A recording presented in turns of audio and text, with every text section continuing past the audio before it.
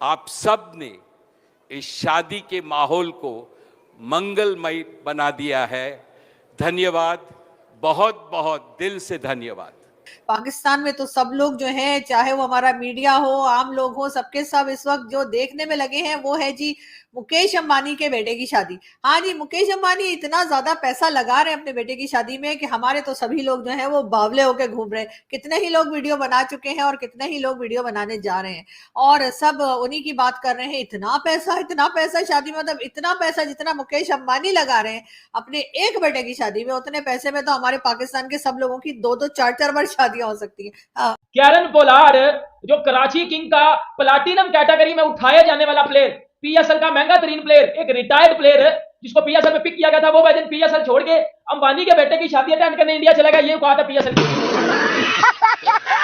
IPL के सामने PSL की क्या औकात है? टगे की औकात नहीं है भाई। इतने इनके अंदर शर्म है ना, ये नेक्स्ट टाइम फिर कैरन पोलार्ड को बुलाए ना खेलने के लिए। कभी ये ना हो जाए कि आईपीएल वाले बाबर को ना खरीद ले और वो पीएसएल छोड़। जब मैंने बात की तो उन्होंने कहा कि इतनी महंगी शादी करने की क्या जरूरत थी, यही पैसे 25 करोड़ गरीब पाकिस्तानियों को दे देते। 25 करोड़ मिलके अगर इंडिया के लिए दुआ करते तो वो ज़्यादा तरक्की करना था और जो है हमारी दुश्मनी भी ख़त्म हो जानी थी। फिर हमने कश्मीर भी छोड़ देना था अगर ये पैसे हमें दे देते।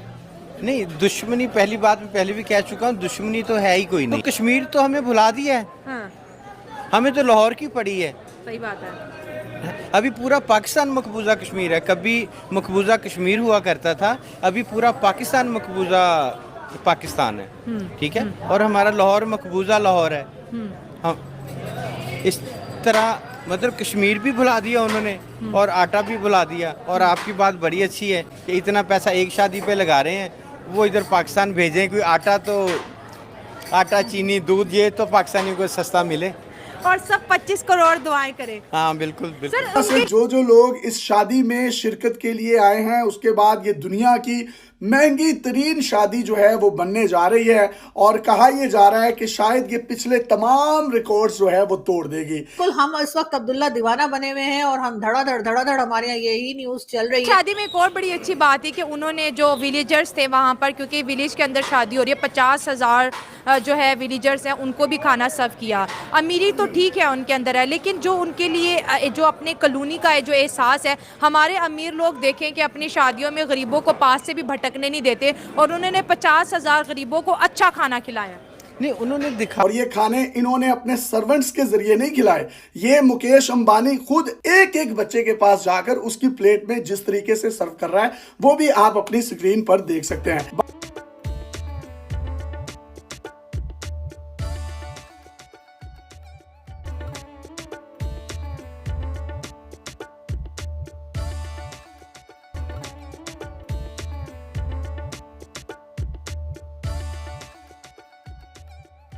दोस्तों, जैसे कि आपको पता ही है कि पूरे भारत में एक ही न्यूज़ बड़े जोर शोर से चल रही है, वो है मुकेश अंबानी के छोटे बेटे की प्री वेडिंग फंक्शन सेरेमनी। तो पाकिस्तान में ये न्यूज़ जंगल में आग की तरह फैल चुकी है। मुकेश अंबानी अपने बेटे की शादी में इतना पैसा लगा रहा है कि इतने पैसे से तो पूरे पाकिस्तान की जीडीपी ग्रो कर जाए। दोस्तों, यहाँ तक कि पाकिस्तानियों ने ये यहाँ तक कह दिया कि ये सारा पैसा अगर वो हम 25 करोड़ अवाम को दे दे तो हम अवाम उनके गुणगान करेंगे और कश्मीर को भी भूल जाएंगे।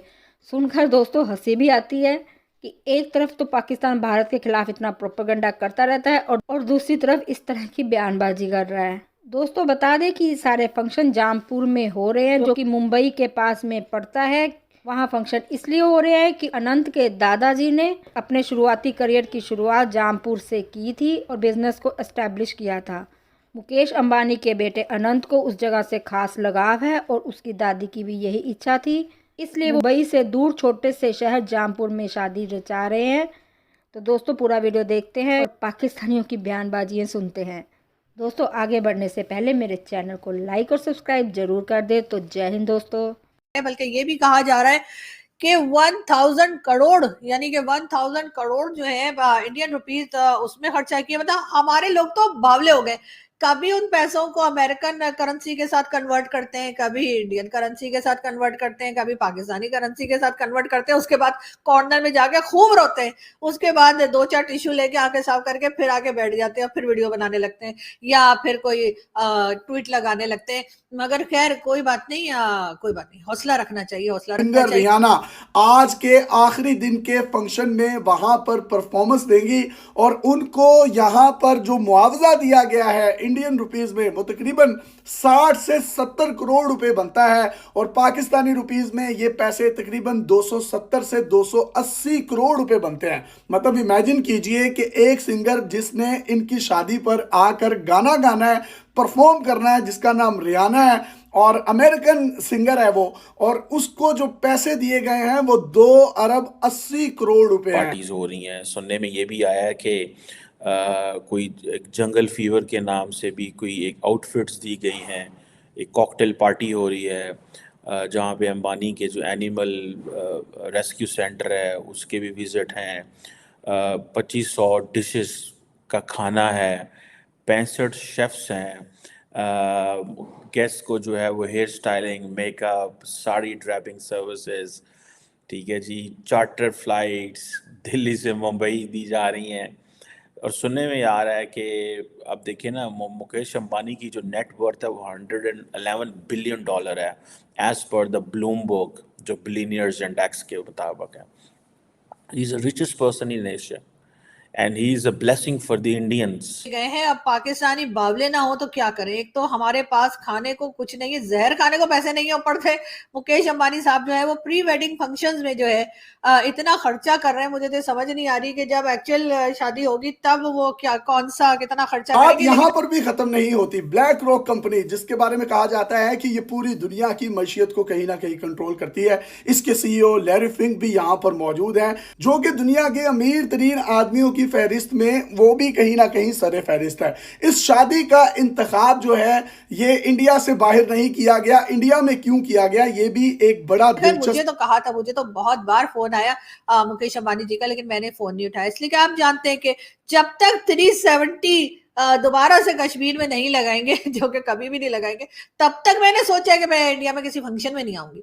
तो इसलिए मैंने उनको सॉरी कर दिया, मैंने कहा सर मैं बहुत बिजी हूँ, मुझे कि this is how Indians want it should be, they should be looked. Pakistan कैसे जाना जाता है?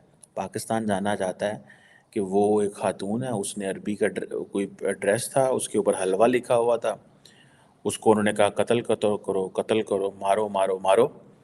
लोग उसको गालियां देने लग पड़े, कोई आग लगाने लग पड़ा। And then at the end of the day फिर क्या हुआ, फिर क्या हुआ कि उस लड़की, एक असिस्टेंट सुपरिटेंडेंट पुलिस आई, ASP, वो बहादुर लड़की, उसने उसको बचाया, वो लेके चली गई। एंड देन पूरा पाकिस्तान जो है वो फिर दूसरी तरफ चल पड़ा। अगर अब वो उसको आग लगा देते तो वो जो तमाशाई बैठे हुए थे मुसलमान, जो अपने आप को कहते हैं, तो वो हमने कहना था जी लो जी ये सही हुआ, ठीक है। और अगर बचाने की तरफ चल पड़े तो सारा मुल्क उसकी तारीफ़ें करने लग पड़ा। और कहीं कह रहे थे ये ड्रामा है जो किया। अब सऊदी अरब की हुकूमत उस जो पुलिस ऑफिसर है उसको बुला रही है कि आप आएँ एज ए रॉयल गेस्ट। ये हमारी डायरेक्शन है, ये हमारा लेवल है। That's how the world is looking at Pakistan.